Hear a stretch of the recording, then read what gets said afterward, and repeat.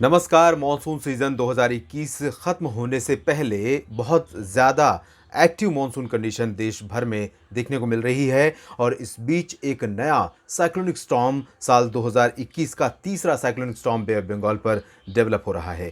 प्रशांत महासागर और हिंद महासागर में सामुद्रिक स्थितियां अनुकूल हुई हैं, जिसकी वजह से बारिश बढ़ी है। साथ ही साथ एटमॉस्फेरिक कंडीशंस भी बहुत ज़्यादा फेवरेबल हैं मॉनसून को एनहेंस करने के लिए, और यही कारण है कि बे ऑफ बंगाल में एक के बाद एक सीरीज में वेदर सिस्टम बन रहे हैं। और ये जो सिस्टम है मॉनसून सीजन खत्म होने से पहले साइक्लोनिक स्टॉर्म बनता हुआ नजर आ रहा है। साइक्लोनिक स्टॉर्म बनेगा तो इसका नाम गुलाब होगा। फिलहाल अब तक के बारिश के आंकड़ों पर नजर डालते हैं, जो 10% से भी ऊपर मार्जिन हो गया था कम वर्षा का सामान्य वर्षा की तुलना में, वो अब मात्र 2% के स्तर पर रह गया है। और आने वाले 4-5 दिन जो बचे हुए हैं, उस दौरान जिस तरह की बारिश होने की संभावना है, उससे ऐसा अनुमान है कि ये कवर अप कर जाएगा। 2% की कमी जो है वो कवर अप कर जाएगी। इस समय सामान्य से 2% कम बारिश पूरे भारत में रिकॉर्ड की गई है। 838.5 मिलीमीटर वर्षा दर्ज की गई है और लॉन्ग पीरियड एवरेज के मुताबिक ये 1 जून से लेकर 25 सितंबर तक बारिश होनी थी 869.9 मिलीमीटर।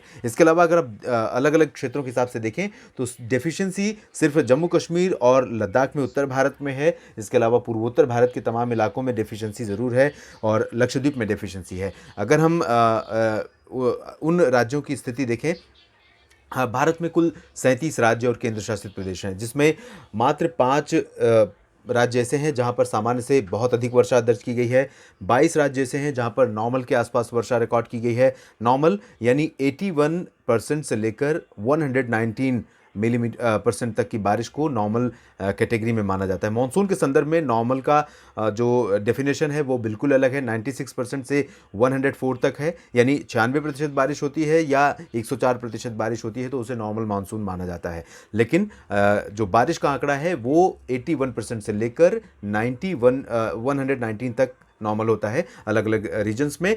डेफिशिएंसी वाले जो राज्य हैं या सब डिवीज़न हैं वो केंद्र शासित प्रदेश हैं, वो 9 है। लार्ज डेफिशिएंसी सिर्फ एक राज्य में है और ये है पूर्वोत्तर भारत का मणिपुर, जहां पर 66% कम वर्षा दर्ज की गई है। और बाकी नो रेन वाली कंडीशन कहीं नहीं है। तो कुल मिलाकर मॉनसून ज़्यादा बारिश वाला रहा है, लेकिन अब जिस तरह की स्थितियां हैं उससे ऐसा लग रहा है कि मॉनसून देश के किसानों को परेशान कर रहा है। फिलहाल आइए डालते हैं नज़र समय की सैटेलाइट इमेजरी पर। मॉनसून सिस्टम जो बे ऑफ बंगाल पर बना हुआ है डीप डिप्रेशन की इंटेंसिटी में आ गया है और आज यानी 25 सितंबर की शाम के समय ही, रात होने से पहले ही, ये और इंटेंसिफाई होते हुए साइक्लोनिक स्टॉर्म बन जाएगा, यानी गुलाब इसका नाम होगा और ये साइक्लोनिक स्टॉर्म की इंटेंसिटी में पहुंच जाएगा। इसकी दूरी इस समय लगभग 400 से 450 किलोमीटर है आंध्र प्रदेश के कलिंगापट्टनम और उड़ीसा के गोपालपुर से, और ये पश्चिमी दिशा में लगातार आगे बढ़ रहा है। पिछले 6-7 घंटों का जो ऑब्जर्वेशन है उसके अकॉर्डिंग लगभग 14-15 किलोमीटर प्रति घंटे की स्पीड से ये आगे बढ़ता हुआ नजर आ रहा है। और ये स्पीड में वेरिएशन रहेगा, कभी स्पीड और ज़्यादा हो सकती है और कभी स्पीड कम हो सकती है।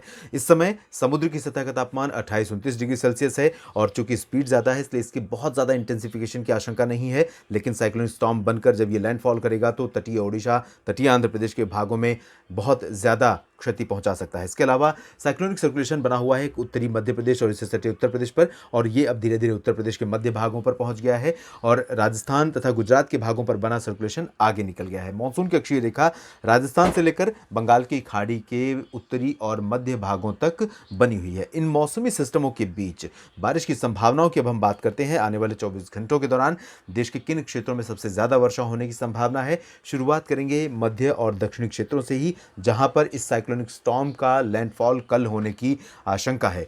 जो मॉडल का प्रोजेक्शन है इससे ज्यादा वर्षा होने के संकेत हैं। कल ही शाम को यह लैंडफॉल करेगा और लैंडफॉल से पहले आप जानते हैं समुद्री तूफान जब भी ज़मीनी भागों के करीब आते हैं उनके लैंडफॉल करने यानी तटों से टकराने के पहले ही बारिश की इंटेंसिटी बढ़ जाती है और साइक्लोन का इम्पैक्ट तमाम इलाकों में दिखाई देने लगता है। तो उम्मीद यह है, आशंका यह है कि ओडिशा के समूचे तटीय भागों में और उत्तरी तटवर्ती आंध्र प्रदेश के क्षेत्रों में कल बारिश काफ़ी ठीक ठाक शुरू हो जाएगी दोपहर से पहले ही, और दोपहर के बाद शाम तक बहुत तेज़ हवाएं चलने लगेंगी और बारिश भी तेज़ हो जाएगी। और जब ये लैंडफॉल करेगा उस दौरान 70 से 80 किलोमीटर प्रति घंटे की हवा की रफ्तार होगी और इसकी वजह से यहाँ पर डैमेज होने की आशंका भी गोपालपुर से लेकर ये जो विशाखापत्तनम का पूरा स्ट्रेच है इन भागों में रहेगी। इसके अलावा दक्षिणी ओडिशा के अन्य शहरों पर भी इसका इम्पैक्ट देखने को मिल सकता है और कई जगहों पर काफ़ी ज़्यादा वर्षा होने की संभावना यहाँ पर बन सकती है ओडिशा और आंध्र प्रदेश के तटवर्ती रीजन में।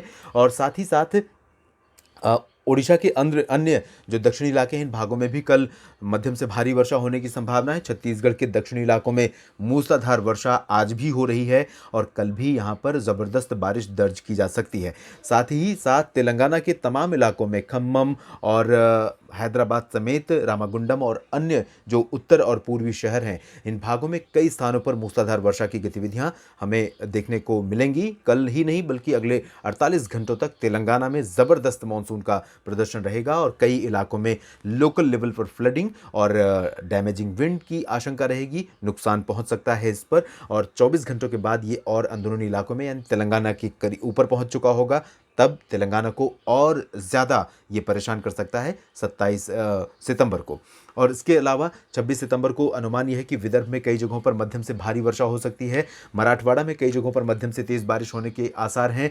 मध्य प्रदेश में पूर्वी तथा पश्चिमी भागों में कई जगहों पर लगातार बारिश का सिलसिला बना हुआ है और आने वाले 24 घंटों के दौरान मध्य प्रदेश के कई शहरों में भीषण वर्षा दर्ज की जा सकती है। पूर्वी इलाकों में light to moderate Jabalpur, Umaria, Katni, Dindori, Balaghat, Mandla, Hoshangabad, Chhindwara इन सभी भागों में, साथ ही साथ सागर, टीकमगढ़ और दतिया इन भागों में कई जगहों पर हल्की से मध्यम, कुछ स्थानों पर भारी वर्षा हो सकती है।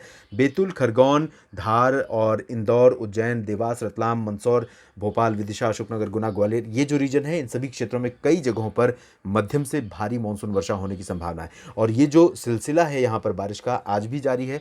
इस समय भी आज शाम के 4 बज रहे हैं और इस समय भी बारिश हो रही है लाइटनिंग स्ट्राइक के साथ, थंडरस्टॉर्म के साथ मध्य प्रदेश के वेस्टर्न पार्ट्स में और कल भी जारी रहेगी। और उसके बाद मॉनसून सिस्टम यानी साइक्लोनिक स्टॉर्म गुलाब और करीब आ चुका होगा। तब मध्य प्रदेश पर बारिश का सिलसिला और ज़्यादा जोर पकड़ सकता है और ज़्यादा बारिश की इंटेंसिटी यहाँ पर देखने को मिल सकती है।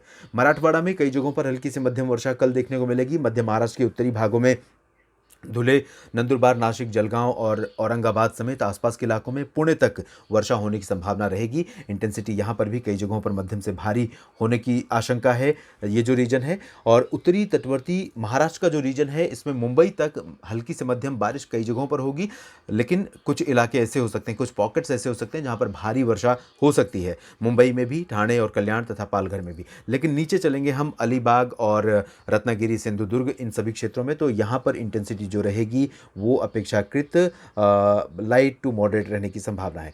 गुजरात के भागों की स्थिति देखिए, यहाँ पूर्वी क्षेत्रों में इंटेंसिटी बढ़ रही है। अगले 24 घंटों के दौरान ये कई इलाकों में मूसलाधार वर्षा होने की संभावना है। और जैसा कि मैंने बताया मध्य प्रदेश के पश्चिमी भागों में बारिश का सिलसिला नहीं थमेगा, उसी तरह से गुजरात में भी हालात रहेंगे। लेकिन अभी ज़्यादा जोर जो रहेगा वो साउथ और ईस्टर्न पार्ट्स पर रहेगा, कच्छ में, साथ ही साथ दादरा नगर हवेली, दमन दीव में भी बारिश का सिलसिला बरकरार रहेगा। और अगले 4-5 दिन व्यापक वर्षा वाले होंगे गुजरात के लिए भी। तो यहाँ अहमदाबाद, गांधीनगर, वडोदरा, जामनगर, राजकोट, सुरेंद्रनगर, सोमनाथ, वेरावल और आसपास के इलाकों में, साथ ही साथ सूरत, वलसाड़, नवसारी ये जो रीजन है इन तमाम जगहों पर मूसलाधार वर्षा की जो इंटेंसिटी है वो जारी रहेगी और अगले 4-5 दिनों तक इसी तरह की बारिश होगी। तो इन इलाकों में लोगों के लिए मुश्किलें पैदा हो सकती हैं, समस्याएं पैदा हो सकती हैं, किसानों और खेती को व्यापक नुकसान होने की भी आशंका है। तो सतर्क रहना होगा किसानों को, किस तरह से एहतियाती उपाय करने हैं। कच्छ में और नॉर्थ ईस्टर्न पार्ट्स में यहाँ पर बहुत ज़्यादा एक्टिविटी नहीं होगी। द्वारका और पोरबंदर तथा आसपास के इलाकों में भी बहुत भारी बारिश की आशंका फिलहाल नहीं है। यहाँ गोवा में देख लेते हैं हालात क्या रहेंगे। गोवा में कई जगहों पर हल्की से मध्यम बौछारें गिर सकती हैं। उत्तरी आंतरिक कर्नाटक और तटवर्ती कर्नाटक के भागों में लाइट टू मॉडरेट रेन होने की संभावना है। केरल में बारिश की इंटेंसिटी बढ़ रही है, जैसा कि मैंने कल बताया था आपको। लक्षद्वीप और केरल इन सभी क्षेत्रों में कई जगहों पर मूसलाधार वर्षा की संभावना अगले 24 घंटों के दौरान है। केरल में 24 घंटों के बाद बारिश और बढ़ सकती है। यानी 27 सितंबर को केरल के उत्तर से लेकर दक्षिण तक के तमाम शहरों में मध्यम से भारी वर्षा हो सकती है। लक्षद्वीप में आप कल भी भारी बारिश देखेंगे और उसके बाद 27 सितंबर को भी यहाँ पर भारी बारिश का जो सिलसिला है वो लगातार यहाँ पर जारी रहेगा। कर्नाटक के तटवर्ती इलाकों में, आंतरिक इलाकों में, रायलसीमा और तमिलनाडु, इन भागों में आपको इस मॉडल के मुताबिक ड्राई वेदर नज़र आ रहा है। ऐसा इसलिए है क्योंकि जो हवाएं इस समय आ रही हैं अरब सागर से, वो कुछ इस तरह से आ रही हैं और ये सिस्टम यहाँ पर अपनी तरफ अट्रैक्ट कर रहा है। और जब ये सिस्टम लैंडफॉल करेगा विशाखापत्तनम और गोपालपुर के बीच से, उस दौरान इन हवाओं का जोर इस तरह से तो जारी रहेगा समुद्री बेसिन से होकर, लेकिन ज़मीनी भागों से, लैंड रीजन के ऊपर से भी होकर निकलेंगी। और इन्हीं हवाओं के कारण कल हमें यहाँ पर कुछ इलाकों में लाइट टू मॉडरेट रेन देखने को मिल सकती है। पूरी तरह से ड्राई कंडीशंस यहाँ पर नहीं रहेगी, चाहे वो पुदुचेरी हो या तमिलनाडु का तटीय इलाका हो, आंतरिक क्षेत्र हो, इन सभी भागों में लाइट टू मॉडरेट रेन होने की आशंका या संभावना रहेगी। अंडमान व निकोबार द्वीप समूह के क्षेत्रों में कई जगहों पर मूसलाधार वर्षा लगातार यहाँ पर बनी रहेगी। पूर्वोत्तर भारत के क्षेत्रों में आप देख सकते हैं लाइट टू मॉडरेट यानी हल्की से मध्यम बौछारें गिरने की संभावना है। कुछ इलाकों में भारी वर्षा हो सकती है, जिसमें मणिपुर, मिजोरम और त्रिपुरा का ये रीजन, साथ ही साथ मेघालय, नागालैंड, इन सभी भागों में, असम और अरुणाचल प्रदेश के क्षेत्रों में भी कुछ स्थानों पर हल्की से मध्यम बौछारें गिर सकती हैं और भारी वर्षा यहाँ पर फिलहाल नहीं देखने को मिलेगी क्योंकि मॉइस्चर अब आगे बढ़ रहा है सेंट्रल इंडिया और से सटे साउथ पेनिनसुलर रीजन की तरफ। गंगेय पश्चिम बंगाल के तमाम इलाकों पर मध्यम से घने बादल छाए रहने की संभावना है। उप हिमालयी पश्चिम बंगाल, सिक्किम, इन सभी क्षेत्रों में भी इसी तरह की स्थिति रहेगी और हल्की से मध्यम बौछारें यहाँ पर गिर सकती हैं। बिहार और झारखंड के तमाम इलाकों में हल्की से मध्यम वर्षा होने के संकेत हैं। बारिश की इंटेंसिटी यहाँ पर अभी फिलहाल नहीं बढ़ेगी, बहुत ज़्यादा वर्षा के आसार नहीं हैं, जबकि पूर्वी उत्तर प्रदेश में हल्की से मध्यम वर्षा होने की संभावना है।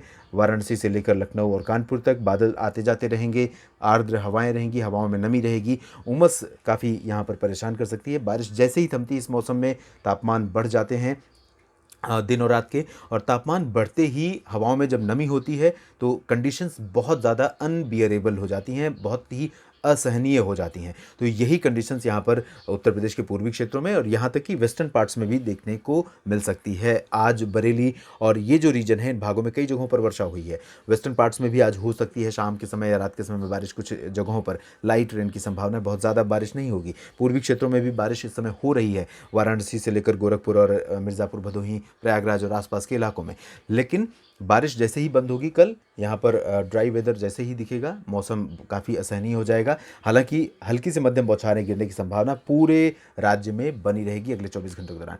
यहाँ उत्तराखंड में और पूर्वी राजस्थान के क्षेत्रों में कई जगहों पर मध्यम से तेज़ बारिश होने की संभावना है। वेस्टर्न राजस्थान, हरियाणा, पंजाब, दिल्ली और जम्मू कश्मीर तथा हिमाचल प्रदेश में हल्की बारिश से ज़्यादा के आसार फिलहाल नहीं हैं। 24 घंटों के बाद यहाँ पर हवाओं का जोर बढ़ सकता है और इन भागों में भी मॉइस्चर बढ़ने के कारण बादल छाने और कुछ जगहों पर हल्की से मध्यम बौछारें गिरने की संभावना है। साइक्लोनिक स्टॉर्म गुलाब का क्या इम्पैक्ट होगा उत्तर भारत के मैदानी इलाकों में, इसके बारे में अलग से एक बुलेटिन करूंगा जिसमें मैं आपको बताऊंगा। साथ ही साथ सेंट्रल इंडिया में मध्य प्रदेश, गुजरात, राजस्थान, महाराष्ट्र, इन 4 राज्यों पर किस तरह का इम्पैक्ट पड़ेगा, इस बारे में भी मैं अलग से बुलेटिन करूंगा और उसमें आपको बताऊंगा कि इन राज्यों पर किस तरह का इम्पैक्ट साइक्लोनिक स्टॉर्म गुलाब का रहने की संभावना या आशंका है। क्योंकि इस समय सबसे ज़्यादा चिंता अगर है किसी को तो किसानों को, क्योंकि हम आप सुरक्षित हो सकते हैं लेकिन फसलों को किस तरह से हम सुरक्षित करेंगे जो खेतों में खुले में पड़ी हुई हैं। तो चिंतित ना हो, लेकिन एहतियाती उपाय ज़रूर पहले से ही अपनाएं जो भी संभव हो सकता है। बाकी तो प्रकृति की घटनाएं हैं उन पर हमारा नियंत्रण नहीं है, उनको हम ना रोक सकते हैं ना टाल सकते हैं। बस एहतियात के जो उपाय हैं, कदम हैं, उनको हम उठा सकते हैं। इस बुलेटिन में भी इतना ही। आप बने रहिएगा मौसम तक चैनल के साथ। धन्यवाद।